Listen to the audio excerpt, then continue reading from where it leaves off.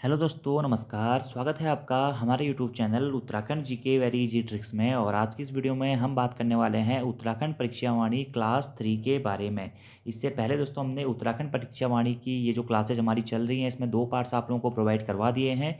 अगर आपने वो वीडियोज़ नहीं देखी हैं तो उन वीडियोज़ को जरूर देख लीजिएगा। और आज हम इसके तीसरे पार्ट में दोस्तों क्वेश्चन नंबर 45 से लेकर क्वेश्चन नंबर 60 तक जितने भी महत्वपूर्ण क्वेश्चन हैं उनको डिटेल एक्सप्लेनेशन के साथ में पढ़ने वाले हैं। तो अगर आपको वीडियो पसंद आती है तो वीडियो को लाइक जरूर करें, कमेंट जरूर करें और अपने दोस्तों के साथ में भी वीडियो को जरूर शेयर करें। और अगर दोस्तों आपने हमारी प्लेलिस्ट पर उत्तराखंड पोस्टमार्टम क्लासेज वाली सीरीज़ नहीं देखी है, या अजय रावत जी की जो हमारी ऑनलाइनर वाली सीरीज चल रही है, और इससे पहले हम घनश्याम जोशी जी की बुक पूरी कंप्लीट करा चुके हैं। एक 4 घंटे की हमारी मैराथन क्लासेज है उत्तराखंड की, और एक 5 घंटे की ऑनलाइनर वाली क्लास है। अगर ये क्लासेज नहीं देखी हैं तो आप इन क्लासेस को भी जरूर देख लीजिएगा। आपके आगामी यूके ट्रिपल एससी और यूके पीएससी के जितने भी एग्जाम्स होने वाले हैं सभी के लिए आपकी ये क्लासेस काफ़ी ज़्यादा महत्वपूर्ण रहने वाली हैं। और अगर आपको डिटेल में पढ़ना है तो उसके लिए दोस्तों आप प्ले स्टोर से हमारी application Uttarakhand GK very easy trick download कर सकते हैं। वहाँ पर आपको डिटेल कोर्सेज और प्रैक्टिस सेट के बैचेज या मॉक टेस्टेज भी मिल जाते हैं। तो चलिए शुरू करते हैं दोस्तों आज की इस वीडियो को। बाकी अगर वीडियो पसंद आती है दोस्तों तो कमेंट जरूर किया कीजिए यार। आप अगर आपके कमेंट्स आएंगे तो उसी के हिसाब से फिर हमें भी थोड़ा सा मोटिवेशन मिलता है और फिर वीडियो बनाने के लिए हम कंटिन्यूसली दिखाते हैं। तो चलिए शुरू करते हैं आज की इस वीडियो को। तो प्रीवियस वीडियो में मैंने आपको होमवर्क का क्वेश्चन दिया था कि गढ़वाल मंडल का मुख्यालय कहाँ पर स्थित है। तो सभी लोगों के आंसर सही थे दोस्तों। गढ़वाल मंडल का मुख्यालय कहाँ पर स्थित है?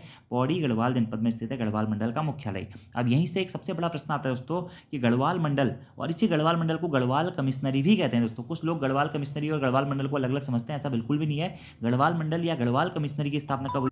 तो गढ़वाल मंडल की स्थापना कब की गई थी? तो 1 जनवरी 1969 को दोस्तों गढ़वाल मंडल की स्थापना की गई थी। कब? 1 जनवरी 1969 को, 1969। अब कई किताबों में आपको ये 1970 भी मिलता है दोस्तों, और कई किताबों में आपको 1973 भी मिलता है। ठीक है, एक बार तो उत्तराखंड में प्रश्न भी पूछ लिया गया था कि गढ़वाल मंडल की स्थापना कब हुई थी, और आंसर दिया था 1973। ठीक है, क्योंकि वहाँ पे कोई भी और ऑप्शन नहीं था। आई थिंक रिवाइज आंसर की में फिर वो क्वेश्चन आयोग के द्वारा हटा दिया गया था। ठीक है, लेकिन आपको एक्जैक्टली आंसर याद रखना है कि गढ़वाल मंडल की स्थापना कब हुई थी। 1 जनवरी 1969 को गढ़वाल मंडल की स्थापना हुई थी। और गढ़वाल मंडल का मुख्यालय कहाँ पर स्थित है? पौड़ी गढ़वाल जनपद में स्थित है। और अगर 1969 ऑप्शन में नहीं होगा दोस्तों तब आप 1970 कर सकते हैं। ठीक है, और अगर 1969 और 1970 दोनों ऑप्शन में नहीं है तो आप 1973 के साथ में जा सकते हैं। तो गढ़वाल मंडल के बारे में आपको बता दिया। गढ़वाल मंडल कहें या गढ़वाल कमिश्नरी कहें, स्थापना 1969 को ही हुई थी और इसका मुख्यालय कहाँ पे है? पौड़ी गढ़वाल जनपद में स्थित है। उत्तराखंड में 2 मंडल हैं दोस्तों, एक है हमारा कुमाऊं मंडल और दूसरा है गढ़वाल मंडल। तो कुमाऊं मंडल की स्थापना कब हुई थी या कुमाऊं कमिश्नरी की स्थापना कब हुई थी? तो 1815 में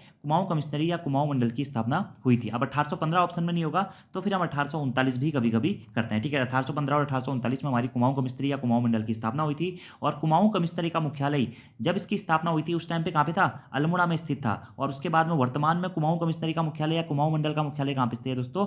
नैनीताल में स्थित है कुमाऊं मंडल का मुख्यालय। अब यहीं से एक प्रश्न पूछा जाता है कि कुमाऊं कमिश्नरी या कुमाऊं मंडल का मुख्यालय अल्मोड़ा से नैनीताल कब स्थानांतरित किया गया था? तो अक्टूबर 1855 में। अक्टूबर 1855 में कुमाऊं कमिश्नरी का मुख्यालय अल्मोड़ा से नैनीताल स्थानांतरित किया गया था। ये प्रश्न आपको याद रखने हैं, बहुत महत्वपूर्ण ये प्रश्न है। और उत्तराखंड में वर्तमान में 2 मंडल है, आप लोगों को पता ही है। कुमाऊं मंडल में जनपदों की संख्या है 6, जबकि गढ़वाल मंडल में जनपदों की संख्या है 7। और 1969 से पहले दोस्तों एक ऐसी कंडीशन थी जब तक हमारा गढ़वाल मंडल नहीं बना था, जितने भी जिले थे वह सभी कुमाऊं कमिश्नरी या कुमाऊं मंडल के अंतर्गत आते थे। अगला हमारा प्रश्न है दोस्तों कि राज्य में राजस्व पुलिस व्यवस्था कब से लागू है? ठीक है, बहुत महत्वपूर्ण प्रश्न है, बहुत बार एग्जाम में यहाँ से प्रश्न ही पूछा गया है। तो राज्य में राजस्व पुलिस व्यवस्था दोस्तों 1874 से लागू है। कब से? 1874 से। राजस्व पुलिस का मतलब पटवारी, आपको पता होगा पटवारी और लेखपाल की भर्ती आई हुई है, आप लोग तैयारी भी करें ना। तो राजस्व पुलिस व्यवस्था यानी कि पटवारी व्यवस्था से इसका संबंध माना जाता है, यानी कि राजस्व के साथ साथ पुलिस का भी जो काम करता है वो राजस्व पुलिस व्यवस्था कहलाती है। और उत्तराखंड दोस्तों देश का हमारा एकमात्र ऐसा राज्य है जहां पर वर्तमान में राजस्व पुलिस व्यवस्था को कंटिन्यू किया गया है। तो प्रश्न आपसे बन सकता है कि भारत का एकमात्र राज्य कौन सा है जहां पर राजस्व पुलिस व्यवस्था लागू है? तो है हमारा उत्तराखंड। ठीक है, और राजस्व पुलिस व्यवस्था यहाँ पे कब से लागू है दोस्तों? तो 1874 से लागू है। अब यहीं से दोस्तों एक प्रश्न पूछा जाता है कि राज्य में कितने प्रतिशत भाग पर यह व्यवस्था लागू की गई है? तो 61% भाग जो है उत्तराखंड राज्य का, वहां पर अभी भी राजस्व पुलिस व्यवस्था को लागू किया गया है। इसमें जो भी आपके पटवारी होते हैं, कानूनगो होता है, नायब तहसीलदार होता है, तहसीलदार होता है, यह राजस्व के साथ साथ आपका पुलिस का भी काम करता है। ये अपराधों की भी जांच कराते हैं, मुकदमा दर्ज करते हैं, अपराधियों को पकड़ना और राजस्व इकट्ठा करना, ये सभी काम हमारे राजस्व पुलिस के अंतर्गत किए जाते हैं। ठीक है, अब यहीं से एक दोस्तों प्रश्न पूछा जाता है कि राजस्व पुलिस व्यवस्था का जनक किसे कहा जाता है? तो राजस्व पुलिस व्यवस्था का जनक दोस्तों कहा जाता है किसको? हेनरी रैमजे को। किसे? हेनरी रैमजे को, क्योंकि राजस्व पुलिस व्यवस्था कब से लागू है? 1874 से लागू है। तो हेनरी रैमजे को राजस्व पुलिस व्यवस्था का जनक कहा जाता है। यह प्रश्न भी एग्जाम में पूछा जा चुका है। लेकिन दोस्तों यहाँ से आपको एक फैक्ट याद रखना है।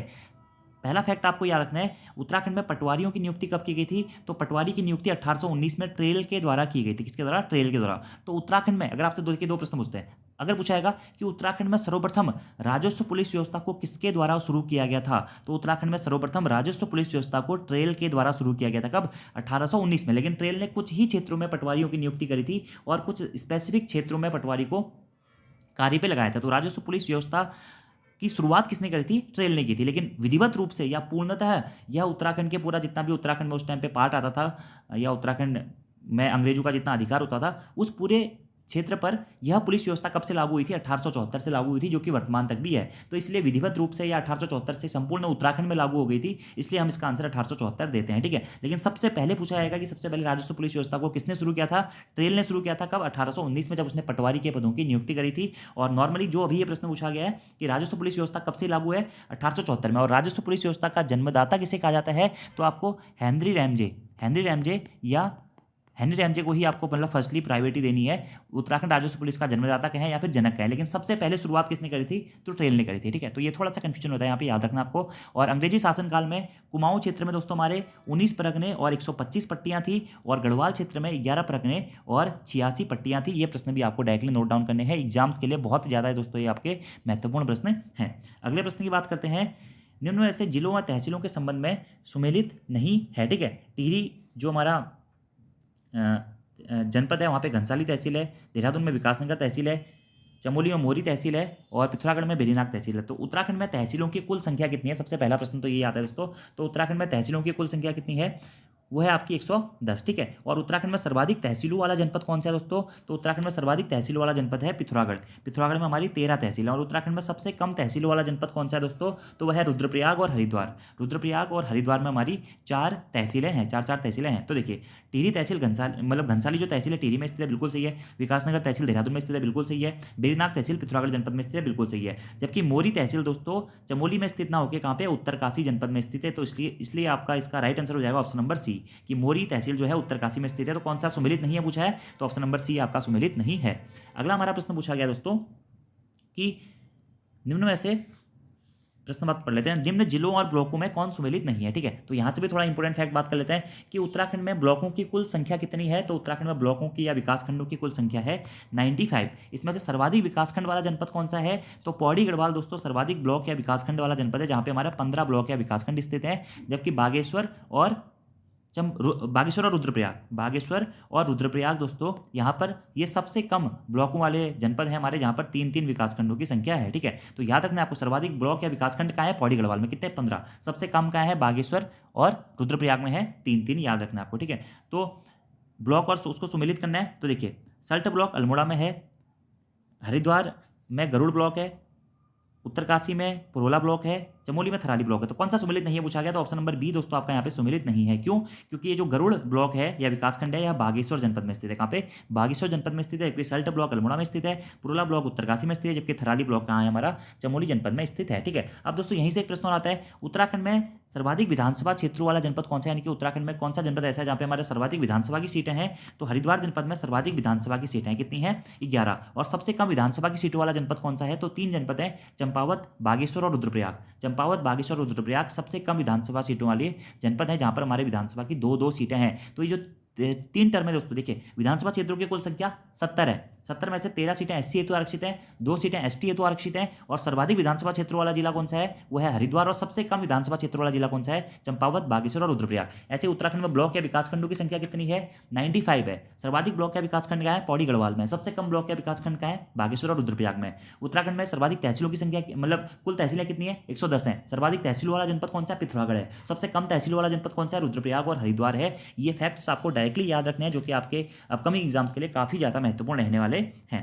अगले प्रश्न की बात करते हैं, निम्नलिखित जिलों में से सर्वाधिक क्षेत्रफल वाला जिला कौन सा है। देखिए चंपावत, रुद्रप्रयाग, बागेश्वर या हरिद्वार। देखिए आप लोगों को बताइए सबसे कम क्षेत्रफल वाला जनपद है चंपावत, उसके बाद किसका है रुद्रप्रयाग का, उसके बाद किसका है बागेश्वर का है। तो इन ऑप्शन के अकॉर्डिंग सर्वाधिक क्षेत्रफल वाला जनपद हो जाएगा हमारा हरिद्वार। लेकिन संपूर्ण उत्तराखंड में आपसे पूछेगा कि सर्वाधिक क्षेत्रफल वाला जिला कौन सा है, तो दोस्तों चमोली है। ठीक है, चमोली ऑप्शन में नहीं होगा तो उत्तरकाशी है। और सबसे कम क्षेत्रफल किस जनपद का है, चंपावत जनपद का सबसे कम क्षेत्रफल है। ठीक है, और उत्तराखंड का क्षेत्रफल कितना है, 53,483 किलोमीटर स्क्वायर है। भारत के कुल क्षेत्रफल का कितना परसेंट है दोस्तों, तो 1.69% है भारत के कुल क्षेत्रफल का उत्तराखंड का क्षेत्रफल, याद रखना है आपको। और सर्वाधिक क्षेत्रफल मैंने आपको बता ही दिया कहाँ का है दोस्तों, चमोली जनपद का है। और सबसे कम क्षेत्रफल चंपावत जनपद का है। चमोली ऑप्शन में नहीं होगा तो उत्तरकाशी को भी आप सही कर सकते हैं।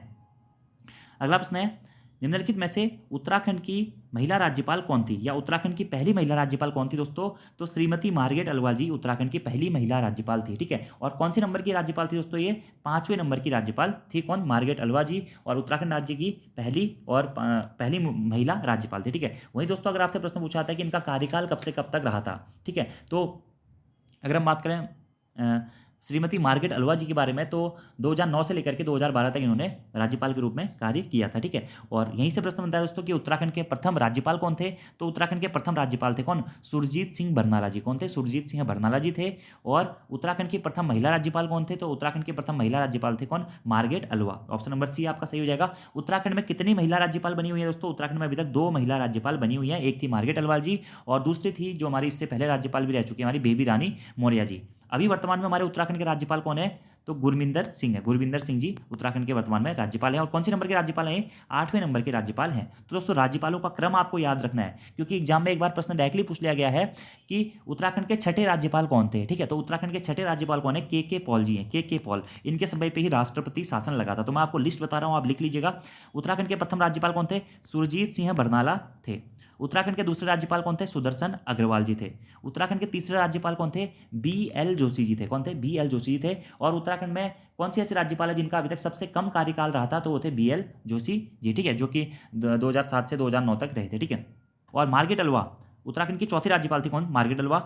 5वें राज्यपाल कौन थे दोस्तों, तो 5वें राज्यपाल थे कौन, अजीज कुरैशी जी। कौन, अजीज कुरैशी जी। और उत्तराखंड के प्रथम मुस्लिम राज्यपाल भी कौन थे, अजीज कुरैशी जी थे। उत्तराखंड के छठे राज्यपाल कौन थे, कृष्णकांत पॉल जी, यानी कि के पॉल जी उत्तराखंड के छठे राज्यपाल थे। और यहीं से प्रश्न पूछा गया था कि उत्तराखंड के छठे राज्यपाल कौन थे करके, तो कृष्णकांत पॉल जी थे। इनके समय पर ही राष्ट्रपति शासन लगा था उत्तराखंड में। उत्तराखंड के 7वें राज्यपाल कौन थी, बेबी रानी मौर्य जी थी। कौन, बेबी रानी मौर्य जी थी। और उत्तराखंड के वर्तमान, या फिर हम कह सकते हैं कि 8वें राज्यपाल कौन है, तो वह है गुरमीत सिंह जी। कौन है, गुरमीत सिंह जी उत्तराखंड के वर्तमान में राज्यपाल हैं, याद रखना आपको। ठीक है, तो इसका आंसर हो जाएगा उत्तराखंड की महिला राज्यपाल कौन थी, तो श्रीमती मार्गरेट अल्वा जी थी। ठीक है, पहली महिला राज्यपाल। अगला है, उत्तराखंड विधानसभा में कितने सदस्य मनोनीत किए जाते हैं, तो किए जाते थे दोस्तों, एक सदस्य मनोनीत किया जाता था, जिसे वर्तमान में हटा दिया गया है। ठीक है, कौन से संविधान संशोधन के तहत, तो मैंने आपको बताया था दोस्तों 104वें संविधान संशोधन के तहत हटा दिया गया है एंग्लो इंडियन सदस्यों का मनोनयन। ठीक है, और जो कि आर्टिकल 333 के तहत राज्य की विधानसभा में किया जाता था, तो एक का किया जाता था। ठीक है, कौन करता था, राज्यपाल करता था।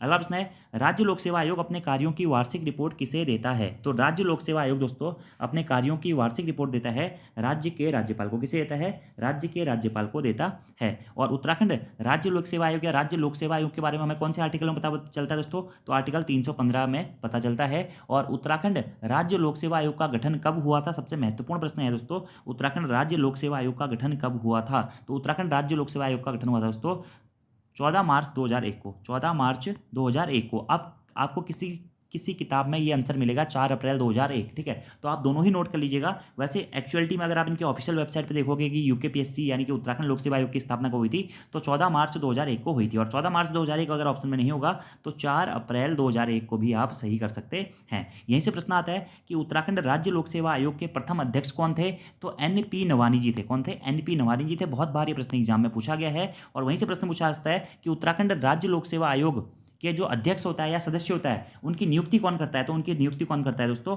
राज्यपाल करता है। नियुक्ति तो राज्यपाल करता है, लेकिन उत्तराखंड राज्य या फिर किसी भी राज्य लोक सेवा आयोग के जो सदस्य है या अध्यक्ष है, उनको हटाने का कार्य किसके द्वारा किया जाता है, तो हटाने का कार्य राष्ट्रपति के द्वारा किया जाता है। यह प्रश्न भी एग्जाम में बहुत बार पूछा गया है। उत्तराखंड का जो राज्य लोक सेवा आयोग है, इसकी स्थापना 14 मार्च 2001 या 4 अप्रैल 2001 को हुई थी। तो इसमें से दोस्तों एक प्रश्न पूछा जाता है कि वर्तमान में इसके कुल कितने सदस्य हैं, तो वर्तमान में इसमें कुल हमारे 6 सदस्य हैं। कितने सदस्य हैं? 6 सदस्य हैं, ये भी आपको याद रखना है। एक हमारे अध्यक्ष और 5 उनके साथ में अन्य सदस्य, ठीक है। और वर्तमान में उत्तराखंड राज्य लोक सेवा आयोग के अध्यक्ष कौन है? तो राकेश कुमार जी हैं। राकेश कुमार जी अभी हाल ही में दिसंबर 2021 में बने हुए हैं, ठीक है, याद रखना आपको। अगले प्रश्न की बात करते हैं। तो राज्य लोक सेवा आयोग अपने वार्षिक कार्यों की रिपोर्ट किसको देता है? राज्य के राज्यपाल को। और लोक सेवा आयोग के अध्यक्ष और उनके सदस्यों की नियुक्ति कौन करता है? राज्यपाल ही करता है, ठीक है। अगले प्रश्न की बात करते हैं। उत्तराखंड मंत्रिपरिषद में अधिकतम कितने मंत्री हो सकते हैं? तो उत्तराखंड के मंत्रिपरिषद में दोस्तों हमारे अधिकतम 12 मंत्री हो सकते हैं, ठीक है। देखिए, मंत्रिपरिषद यानी कि विधानसभा भी कह सकते हैं। तो विधानसभा में से जो आपके कैबिनेट मंत्री होते हैं वही हमारे अधिक मंत्रिपरिषद के मंत्री कहे जाते हैं, ठीक है। तो मंत्रिपरिषद में अधिकतम 12 मंत्री हो सकते हैं। अब देखिए, इसका एक दोस्तों संविधान संशोधन था हमारा, कौन सा? 91वां संविधान संशोधन, याद रखना है।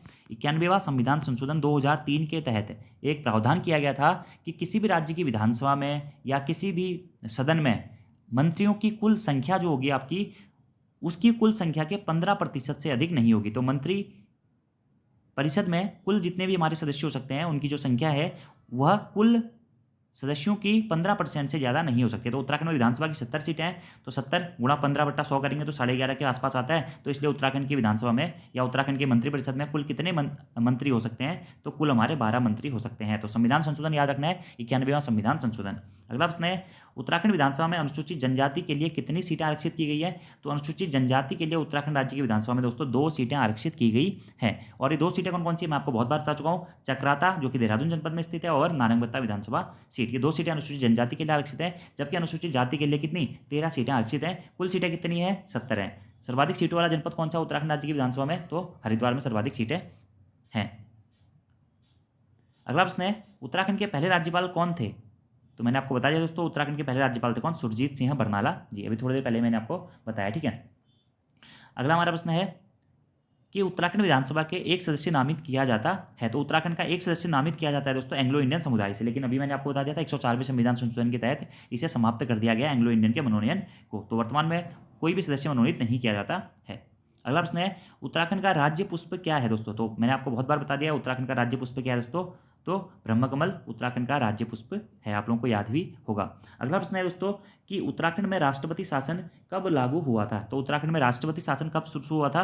27 मार्च 2016 को दोस्तों उत्तराखंड में राष्ट्रपति शासन को लागू किया गया था। और ये कब से कब तक रहा था? 27 मार्च 2016 से लेकर के 12 मई 2016 तक हमारा उत्तराखंड में राष्ट्रपति शासन लगा था। और राष्ट्रपति शासन के समय पे हमारे राज्यपाल कौन थे? तो कृष्णकांत पॉल, के पॉल जी थे। और कितने दिनों का राष्ट्रपति शासन था उत्तराखंड में? तो उत्तराखंड में कुल हमारा 46 दिनों का राष्ट्रपति शासन लागू हुआ था, ठीक है। इस टाइम पे हमारे मुख्यमंत्री कौन थे? हरीश रावत जी इस टाइम पे हमारे मुख्यमंत्री थे।